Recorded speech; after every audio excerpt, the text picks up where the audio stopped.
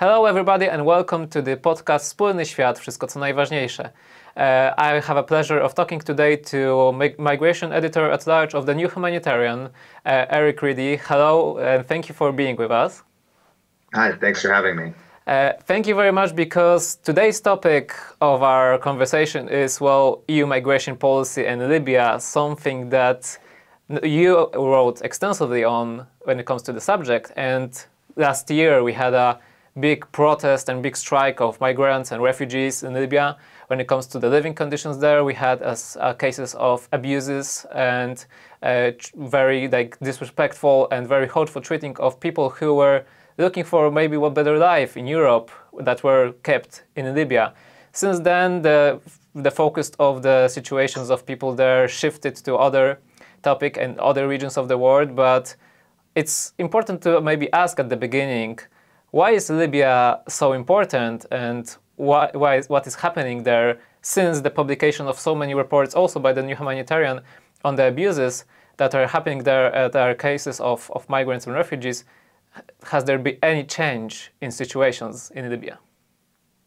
Yeah, so I guess it might be important just to start with some brief background about the situation in Libya and why it is such a focal point in terms of what is happening in the Mediterranean when it comes to migration.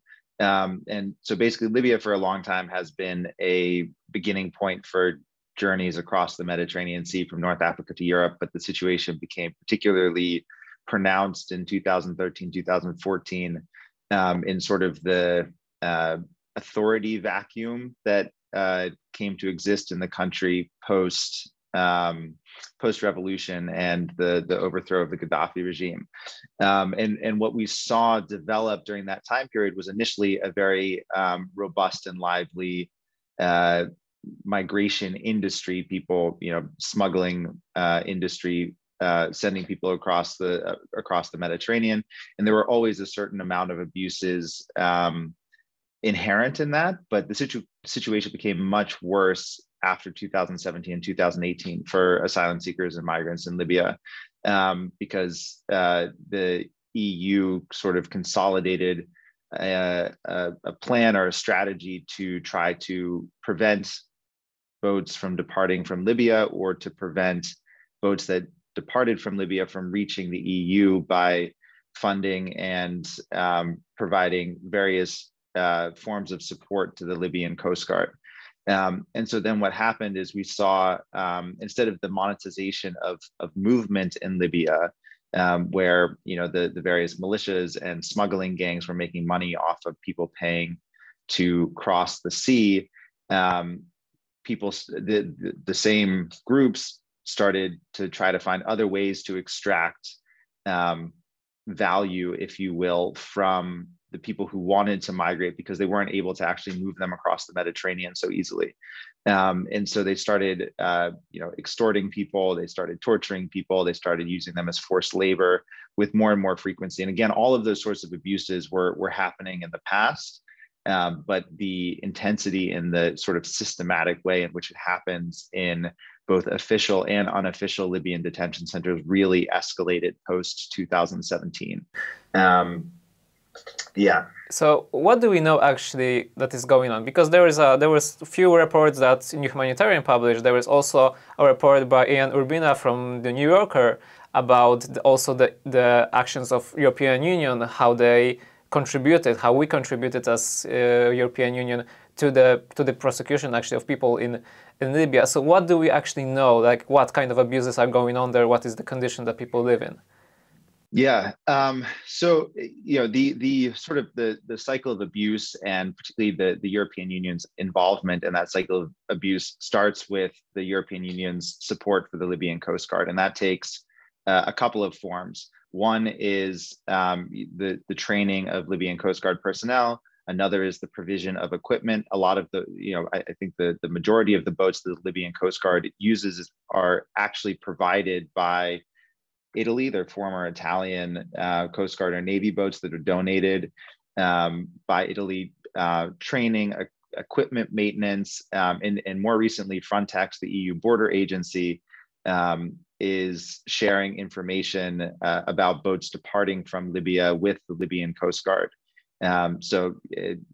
Drone surveillance in the central Mediterranean, relaying the coordinates of boats that have departed to the Libyan Coast Guard so that the Libyan Coast Guard can intercept them and bring these people back to Libyan detention centers. And so what we know about what happens to people who are brought back to Libya is that they're automatically detained.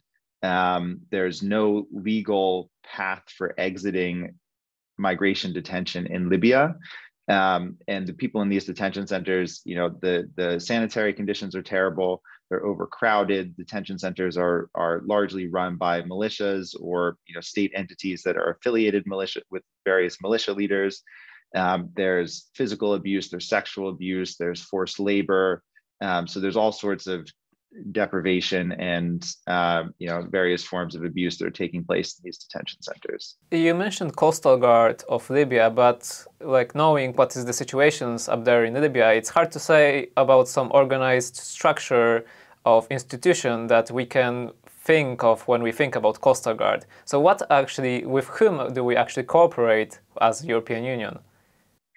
Yeah, so the Coast Guard is, the situation has shifted a bit over time, but the security apparatus of the Libyan state in general is distributed among various leaders, and a lot of them are militia affiliated. So when we talk about the Coast Guard, the Coast Guard in Tripoli might be different from the Coast Guard in Zawara. There might be a faction, technically they're under the same umbrella, but they might not be aligned with the same political interests at a particular point in time, and that shifts. That shifts as the politics inside of Libya shift as well.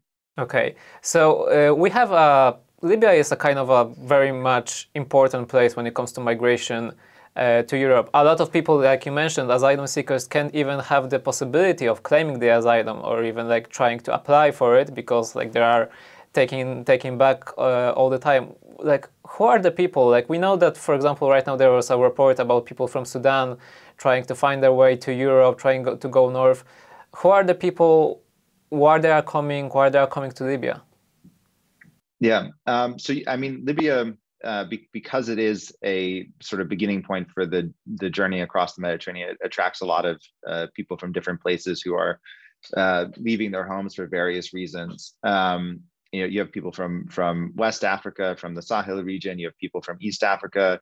In the past, a lot of Eritreans who have suffered particularly egregious abuses in Libya. You also have people from Bangladesh in South Asia who are transiting through Libya trying to reach Europe. You have Syrian refugees and asylum seekers. You have Tunisians and Algerians, and at times you also have Libyans as well who are escaping the political chaos and economic situation in their own country. Yeah, what is important I think here is most of the nationalities here, every person of an asylum seeker and refugee is a personal case, but most of this country, those people probably have some kind of claim or de facto claim actually to the refugee protection. Yeah, and there are very, very strong push factors. There's particularly in the European conversation, there's a lot of conversation about the pull factors, quote unquote pull factors that encourage people to take these incredibly dangerous journeys. But in reality, and I think all of the sort of research about migration decision making, the push factors are way more influential than the pull factors are. So the places that people are coming from, whether it's drought and desertification and the way that overlaps with conflict and resource scarcity, or whether it's direct political persecution, wars, etc. There are incredibly strong push factors that are influencing people's decision to take incredible risks to go to Libya in the first place to try to cross the Mediterranean. Let's dig into this because it's kind of when we mention the discussion right now and political debate right now in European Union, there are a few narratives, few different perceptions about the issues there, but most of the of course, attention gets to the security issues. So we can see what is going on, for example, sometimes in Spain when there are people from Ceuta coming or from other regions, and every time we have this kind of discussion, we have the issue of what kind of security do we want, or do we raise the issue of security,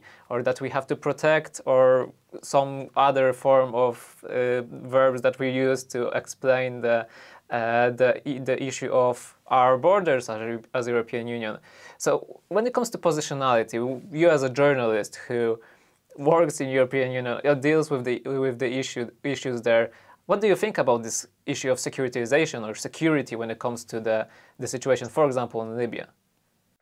Yeah, I mean, the security argument stands in tension with the European Union's commitment to humanitarian principles as well, and the commitment to providing refuge to people who are fleeing war, persecution, etc. And oftentimes the security argument, throughout history has functioned to, and I think we can see this in the Ukrainian situation as well, because the narrative for a long time in the European Union was there are too many people coming from the Middle East, North Africa, Sub-Saharan Africa. We don't have the capacity to handle these kinds of numbers. But now in a short period of time, in 7 or 8 months, there are about 5 million Ukrainians who have registered for temporary protection in the EU. And suddenly there's the capacity, because there's the political will, to manage this in a way that is humane, that is dignified, where European states across the board are pretty much all trying to do their best in order to make sure people have housing, people have access to the labor market, people have access to schools, people don't have to worry about their legal status, at least in the short term. And so it's really turned this question of capacity on its head. And this is where the securitization argument comes in. These arguments about border security throughout history in the European context, in the US context, have often been directed towards migrants and asylum seekers who are of a different religion, a different nationality, a different race. And so you see them tied in with racist narratives, with Islamophobic narratives, et cetera, throughout time and history. So I think we really have to look at the securitization argument with a historical perspective about how it's been used historically, and also with sort of a critical perspective about how it intersects with race and religion and forms of discrimination in that way. Well, in 2015, when we had first that big of influx of people to European Union, I believe that Italy also wanted to actually apply the temporary protective agreement, but there wasn't any will to actually do it at the time. So do you think that situations right now when it comes to Ukraine can give us some positive light on the future of what we as Europeans will do to keep our borders in safe, of course, at the same time, but also do it in a more humane way?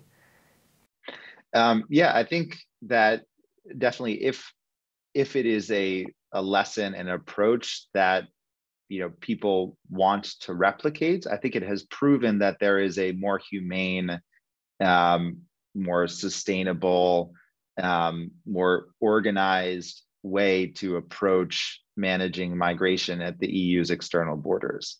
The big question is whether the political will exist to replicate the approach in other contexts. So one more question, and the hardest questions at the end. So there are many NGOs involved in the issue. Not also European Union, but we have IOM, we have UNHCR, we have all the NGOs that are somehow involved in the issue of course, refugee protection, but also in the situation in Libya. It's hard to imagine any way forward when it comes to what we're discussing, humanitarianism, and trying to change a bit the way that EU management system works without the involvement of those organizations.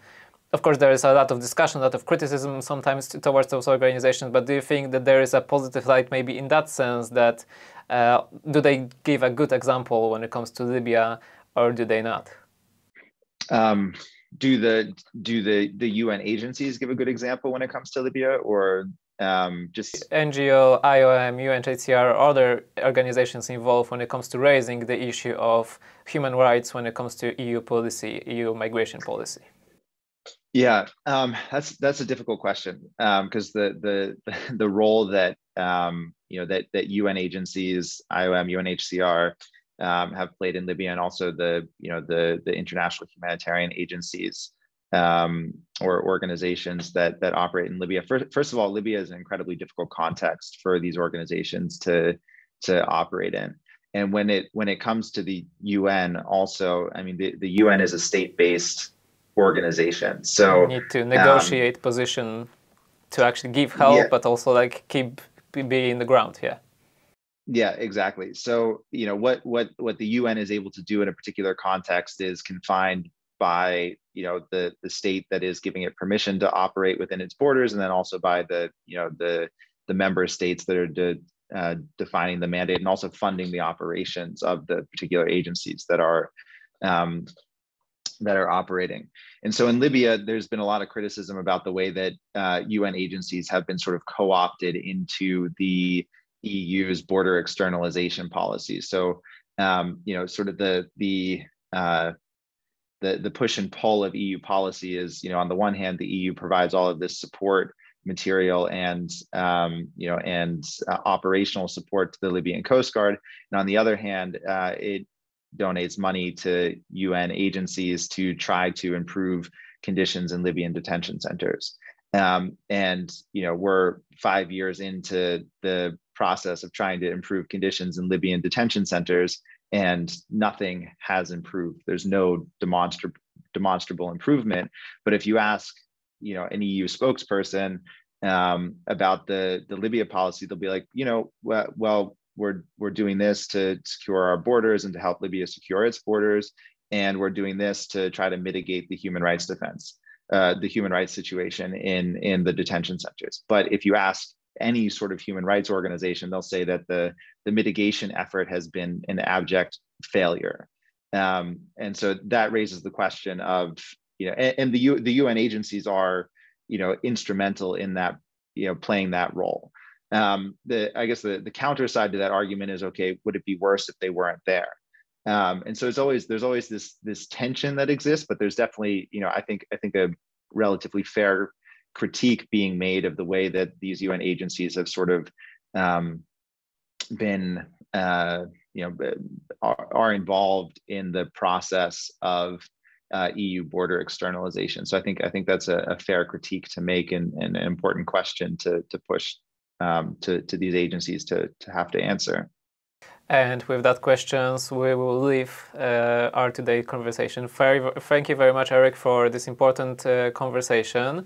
We'll, of course, follow up with the issues of Libya and the situations there. And, well, personally, I do hope that some conclusions and some good conclusions we will be able to make after these few difficult months of also the situation in Ukraine, but also after all these reports that we have because of journalism and because of good work of many people, also from the NGOs, also from the big NGOs, about the situations that are going on in Libya. So we'll follow up with these situations. Thank you very much for conversation. That was a conversation with Eric REIDY from the New Humanitarian, migration editor at large. Thank you very much, Eric. And this was podcast Wspólny Świat. And thank you very much for listening. Thank you.